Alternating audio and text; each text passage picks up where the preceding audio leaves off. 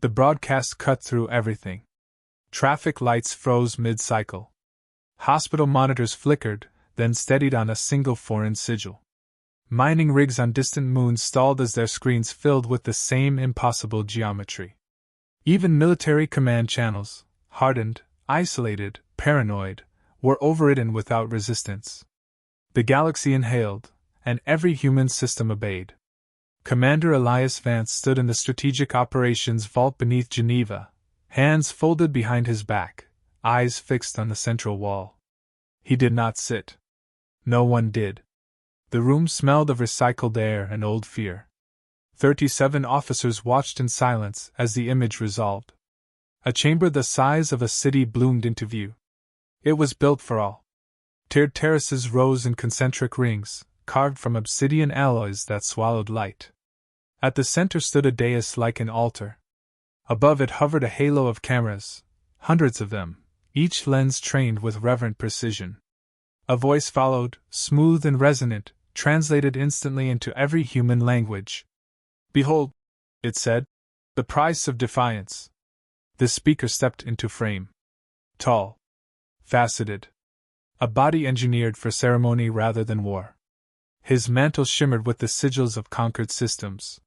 When he inclined his head, it was almost polite. "I am High Executor XY, the voice continued. "This compliance demonstration has been authorized by the Galactic Empire for educational purposes." The word education settled like ash. The cameras shifted. The dais parted. Transparent chambers rose from below, columns of light and glass, each holding rows of people. Humans. Millions at first, then millions more as the view expanded. Faces pressed close to the barriers. Some were crying. Some praying. Some simply staring, stunned beyond panic. A woman in the vault whispered a name and covered her mouth. XY raised one elongated hand. "Your species was evaluated," he said gently. "You are innovative. Emotional. Unstable. We permitted your expansion longer than doctrine recommends. This is our correction." The first chamber dimmed. A low hum vibrated through the broadcast, audible even through sealed speakers. Inside, bodies stiffened as the light drained from them. No blood. No mess. Just sudden stillness, multiplied by thousands. A counter appeared in the corner of the screen. It began to climb. Vance's jaw tightened. He noted the cadence of the hum, the delay between chambers, the camera angles chosen to maximize recognition. This was not efficiency. This was theater. Across Earth, people screamed. In apartments and plazas, on ships and stations, hands slapped against screens as faces went slack. Parents recognized children. Children recognized parents. Names trended and vanished as networks collapsed under grief. In the vault, a general turned away. Vance did not. "Observe," XY said, pacing the dais. "Compliance is mercy. Had you submitted fully, fewer would be required." Another chamber went dark. The counter jumped. An aide leaned toward Vance. "Sir," she murmured, voice breaking. "We should." "No," Vance said softly. "We watch." Minutes stretched. The chamber count accelerated. The Empire narrated each phase with sterile calm, explaining thresholds and quotas, the mathematics of obedience.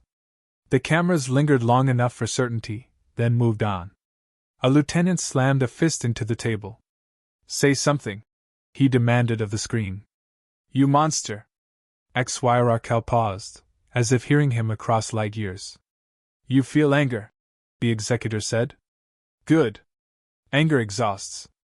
It simplifies. It ends resistance faster than despair."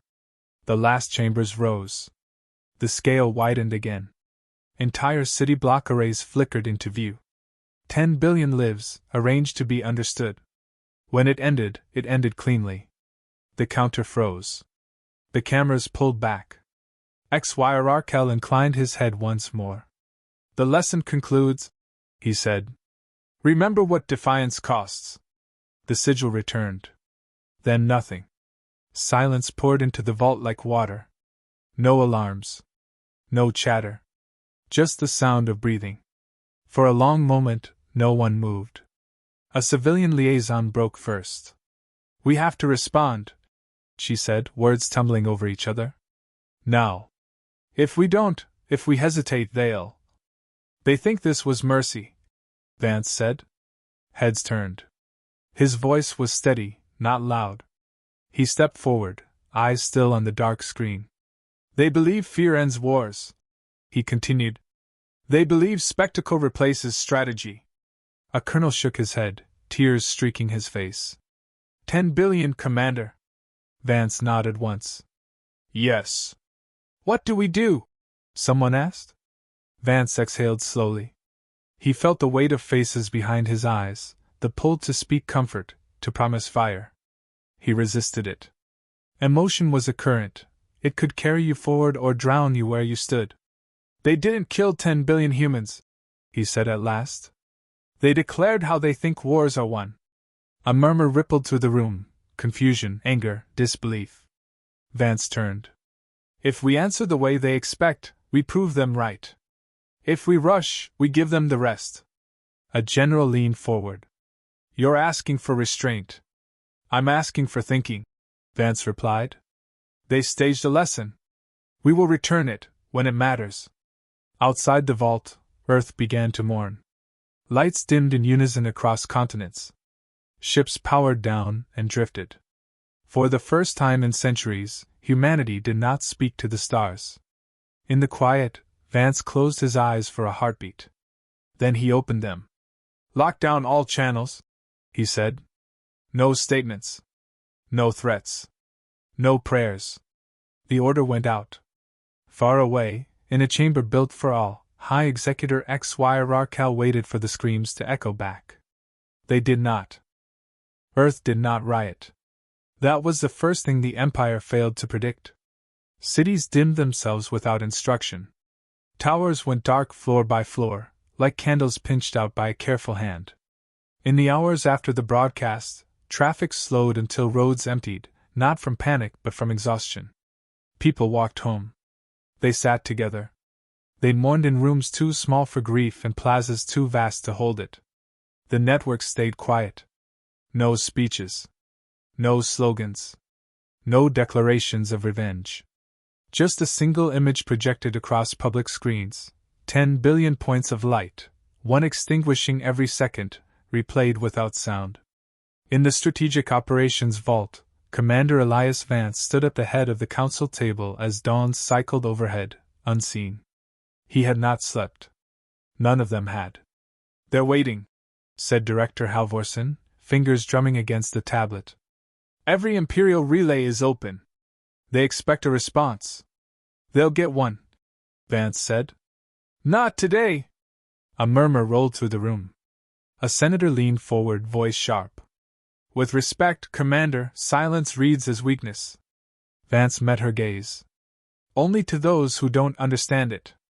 Screens along the walls filled with reports. Casualty confirmations. Colony counts revised downward. Names categorized into numbers because there were too many for anything else.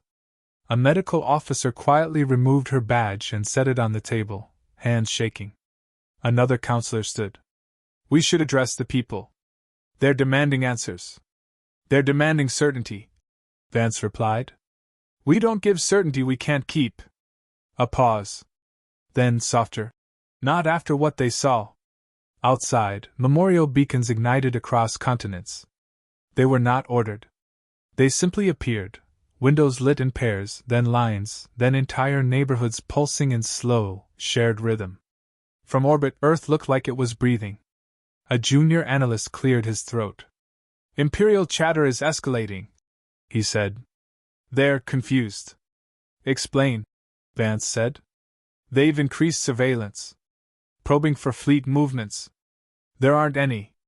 They're flagging our quiet as an anomaly." Halvorsen snorted. "They killed 10 billion people and can't understand why we're not screaming." Vance didn't smile. "They believe fear compresses decision-making. That it forces mistakes. We won't give them either." The senator folded her arms. "And when they decide silence means submission?" Vance tapped the table once. Then they'll lower their guard. The room stilled. A general shook his head. You're gambling with extinction. No, Vance said. I'm refusing it. He keyed the central display. New symbols appeared, old ones, buried under layers of clearance and doubt. Project headers marked inactive flickered to amber. Halvorson's eyes widened.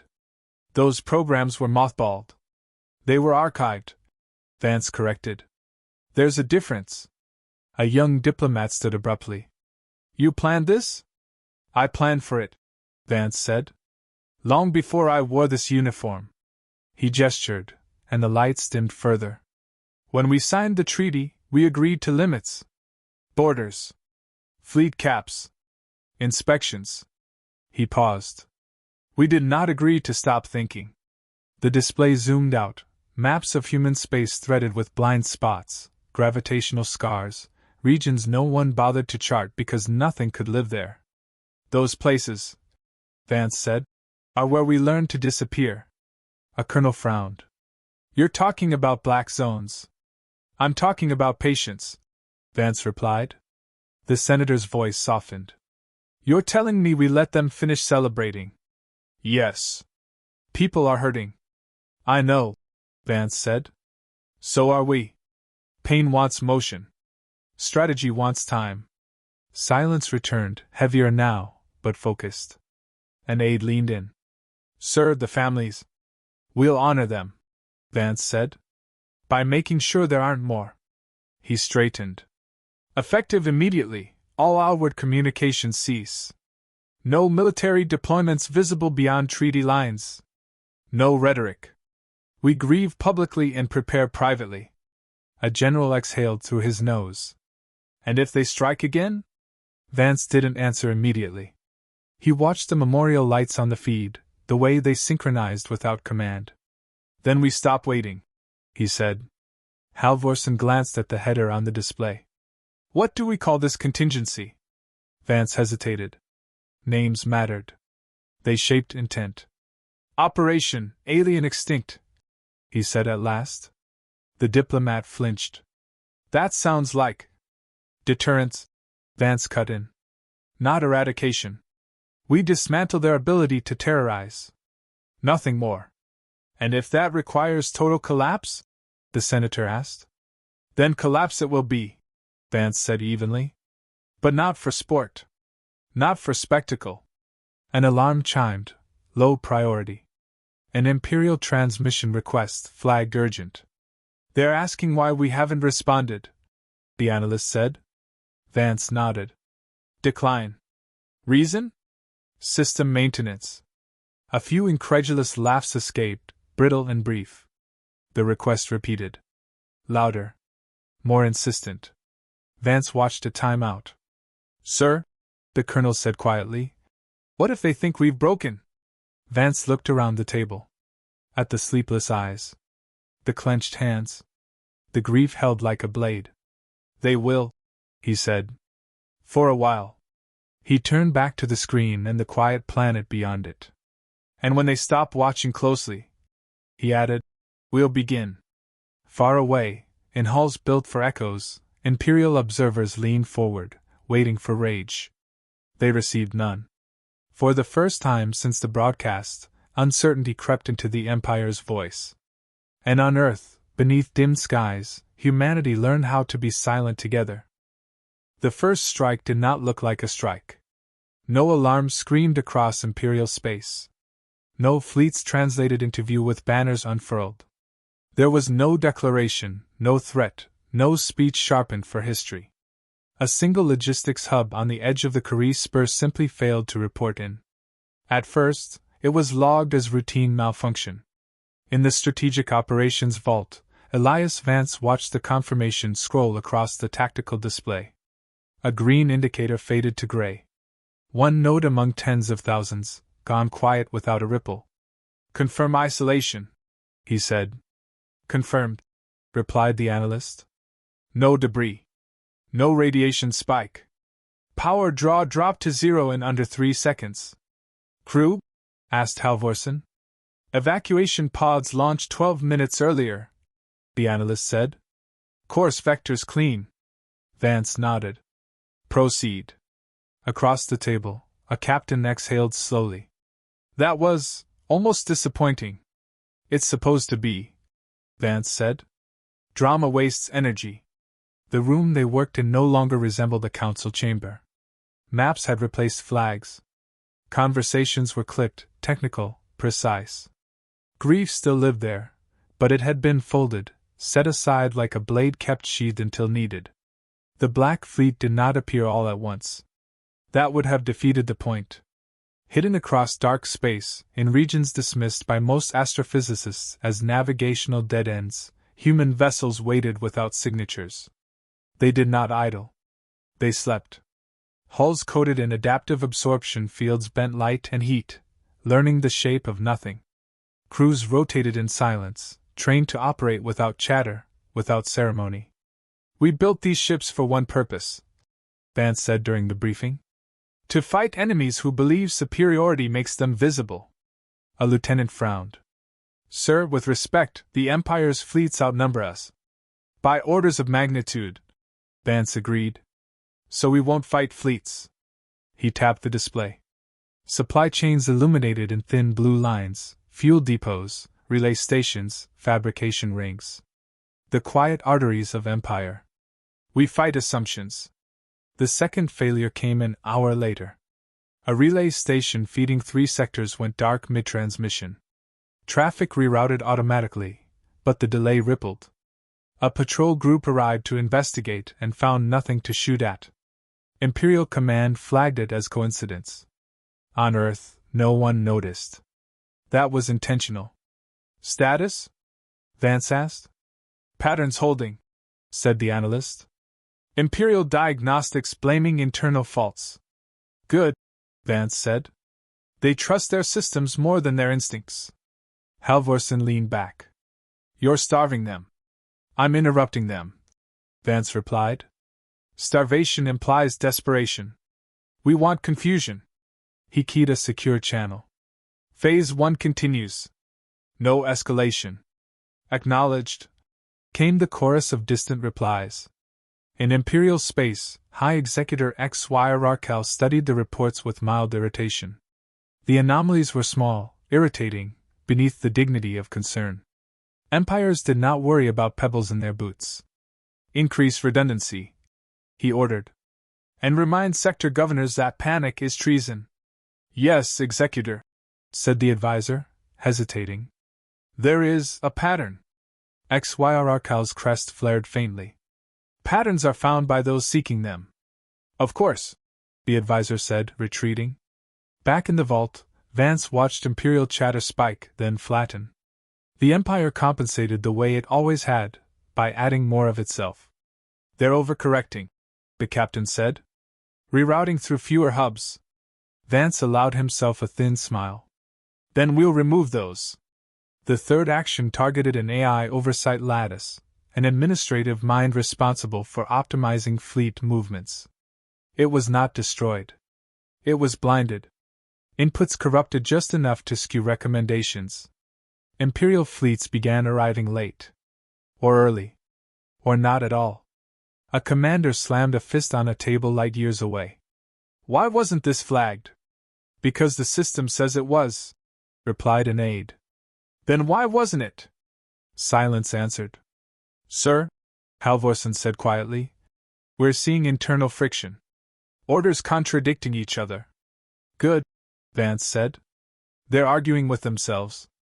A junior officer hesitated.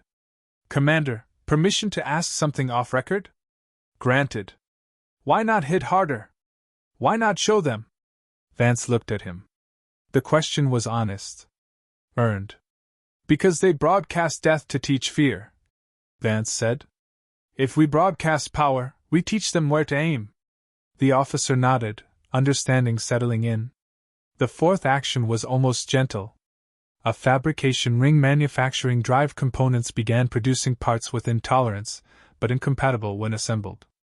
Entire shipyards stalled, blaming suppliers who blamed inspectors who blamed software. XYRRCal's patience thinned. They were supposed to break, he said to the empty chamber.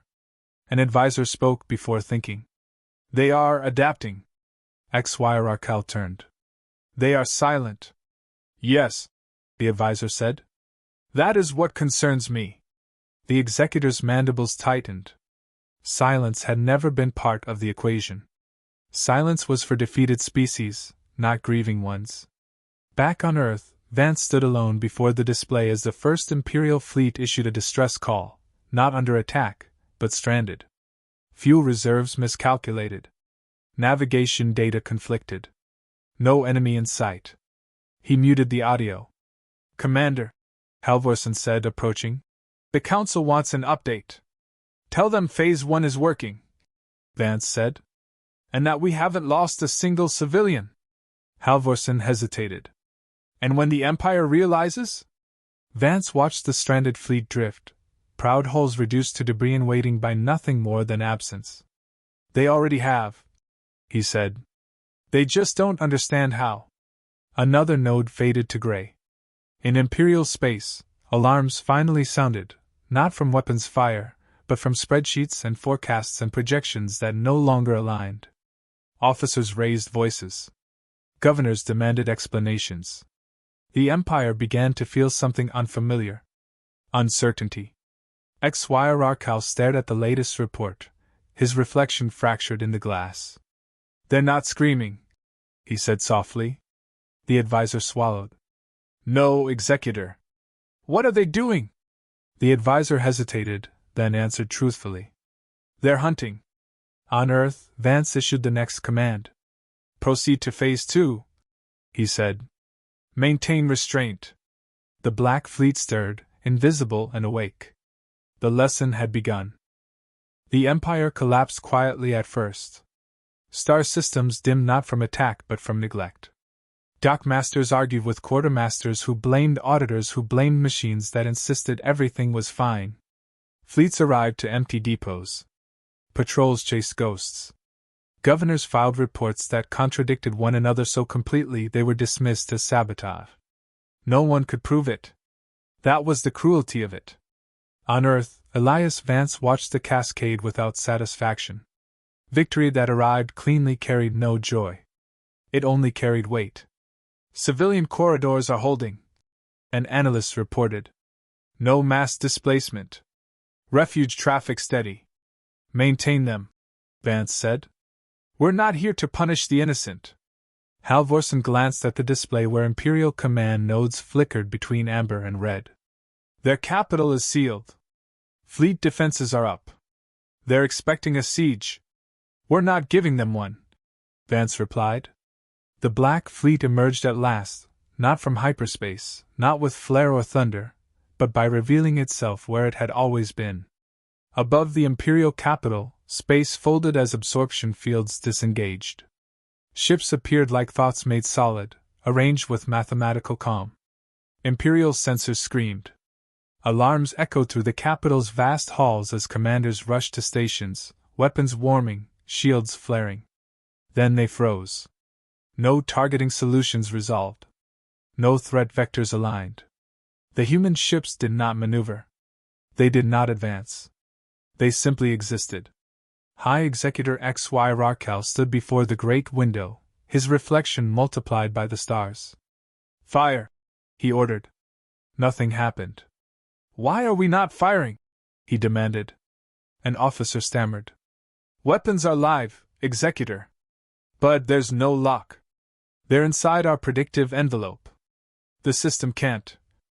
Then aim manually. Silence answered. They're not presenting a profile, the officer said. It's like trying to strike a shadow. XYRKL's crest trembled. For the first time, fear threaded through his certainty. Across the capital, screens flickered. Imperial sigils vanished, replaced by a familiar human interface, clean, understated, unmistakable. The same channels that once carried the executions now carried a single figure. Elias Vance stood framed by darkness, hands at his sides. He did not wear ceremonial armor. He wore his uniform, unadorned. High Executor XYRKL, Vance said, his voice steady, translated without distortion. You demanded attention. You have it. Xyrarkel leaned forward. You dare broadcast here? You taught us the value of broadcast, Vance replied. We're returning the courtesy. Around them, the Black Fleet held position. No weapons charged. No threats issued. You killed 10 billion humans, Xyrarkel said. You expect mercy? I expect understanding, Vance said. Mercy is a choice. Understanding is a requirement. The executor laughed, sharp and brittle. You think this display frightens us? No, Vance said. Fear is your language. Not ours. He gestured, and the feed split. Data streamed beside him, maps of Imperial space, nodes darkened, supply lines severed, fleets stranded. Each point marked with timestamps. Evidence, not spectacle. We didn't attack your cities, Vance continued. We didn't poison your worlds. We didn't answer terror with terror. Because you couldn't, Xyrarkel snarled. Because we chose not to, Vance corrected. You believed restraint meant weakness. You were wrong. An advisor whispered urgently into Xyrarkel's ear. The executor ignored him. You seek to humiliate us, he said. We seek to end you, Vance replied. As an idea. The words landed harder than any threat. Vance's gaze did not waver. Your empire rules through fear. It survives by convincing others that resistance is pain without purpose. Today, that belief ends. You would dismantle us? Xyrarkel demanded. For revenge? For prevention, Vance said. So no one ever learns your lesson again. Outside, Imperial fleets powered down, not by command, but by necessity. Fuel ran dry. Coordination failed. The vast machine seized under its own weight. Xyrarkel looked out at the human ships, at their stillness, their patience. He understood then, too late. Fear had always been his instrument. He had never learned to face something that did not answer it. You will be remembered as monsters, he said quietly. Vance shook his head. We will be remembered as survivors. The broadcast widened. Other species' envoys appeared, silent observers drawn by the impossible sight of the Empire held motionless. Vance addressed them without turning. Let this be clear, he said. Humanity does not seek dominion. We seek boundaries. Cross them with terror, and you will find us waiting. The Black Fleet began to move, not forward, but outward, encircling key nodes with gentle inevitability. Control passed without bloodshed. Governors surrendered authority in exchange for stability. Systems recalibrated under new terms. Xyrarkel slumped, the theater gone from him. You could have destroyed us, he said. Yes, Vance answered. And then we would have become you.